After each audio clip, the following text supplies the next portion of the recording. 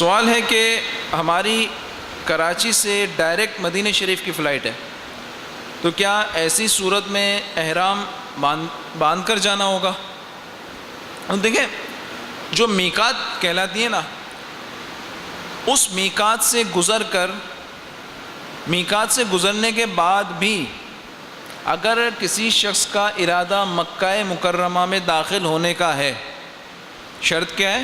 میقات گزر جائے اور ارادہ ہو کہ میں مکہ مکرمہ میں جاؤں گا، تو اس کو میقات سے پہلے احرام اور احرام کی نیت،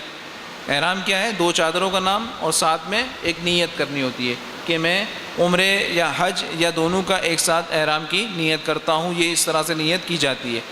تو میقات سے گزرنا بھی ہو اور مکہ مکرمہ میں داخلہ کی بھی نیت ہو تو اس پر احرام لازمی ہے۔ اب ایک شخص ہے، جیسے ہمارے ہاں سے جدہ جاتے ہیں تو بیچ میں میقات آتی ہے، جدہ کے رستے میں بیچ میں میقات آتی ہے، تو اگر جدہ جانے کے بعد کسی شخص کا ارادہ ہے کہ میں مکے جاؤں گا، تب تو اس کو احرام پہننا لازم ہے، مگر صرف جدہ ہی تک اس کو جانا ہے اور واپس آ جانا ہے، یا وہاں سے مدینہ شریف جانا ہے یا طائف جانا ہے، تو اس کے اوپر احرام پہننا لازم نہیں ہے۔ اسی طرح یہاں سے مدینہ شریف جاتے تو بیچ میں تو میقات ہی نہیں آتی، یہاں سے ڈائریکٹ اگر مدینہ شریف جا رہے ہیں تو بیچ میں کوئی میقات آتی ہی نہیں ہے، لہٰذا ڈائریکٹ مدینہ شریف جانے والوں کو احرام پہننا لازمی نہیں ہے اور احرام پہنے گا بھی نہیں، ظاہر ہے مدینہ پاک میں حاضری دے دے گا۔ اس کے بعد جب وہاں سے